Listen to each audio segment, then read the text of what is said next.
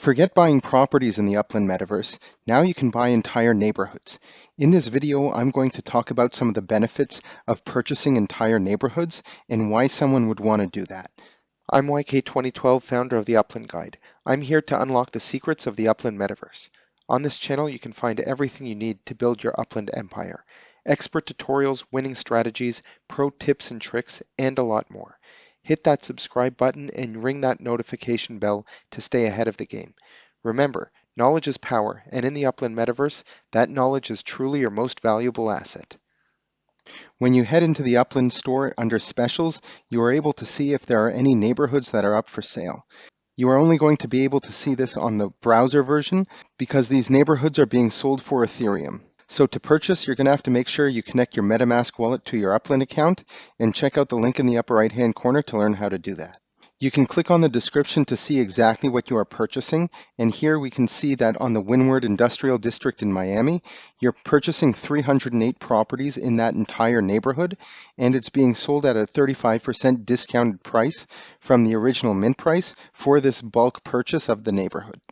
The first reason to purchase an entire neighborhood is because you will have control over pricing and distribution of those properties. If you're someone who has an existing community or a brand outside of the metaverse and you're looking to onboard them into Upland, buying an entire neighborhood could be a great opportunity for you. Since you are purchasing all of the properties, you are able to then hand them out or distribute them to your own community members in whichever way you find fit. You could gift them to your top followers, you could raffle them off. Maybe you've got an NFT project on Ethereum. In the future, you will be able to see which players own part of your NFT collection, and you could automatically gift them properties. Alternatively, you don't have to give the properties away for free. You could sell them, and you have complete control over the pricing. This can be completely independent of what the original mint price was for these properties. You could create this neighborhood into an exclusive club, and depending on what kind of value you are able to provide to the owners of these properties, you can set the prices at whatever you'd like. Whether you're building a brand new community or you already have a community from outside of Upland, it's really important within the metaverse to understand how you are going to provide value to your community members. And owning a property in that neighborhood can be one way of identifying people who are part of your community. The second reason to mint an entire neighborhood is because as the owner, you will have visual control over how all of the structures can look in that neighborhood.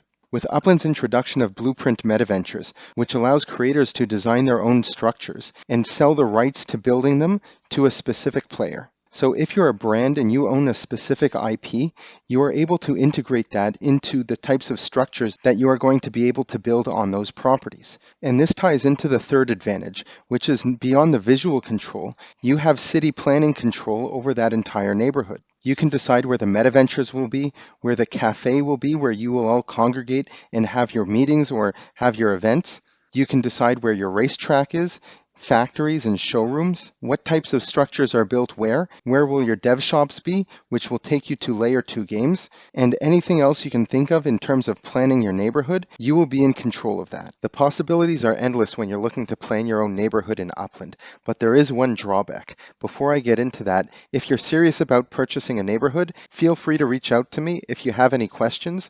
All of my contact information is in the description below. Now, I talked about blueprints and having visual control over how this neighborhood is going to look. This is applicable only for structures.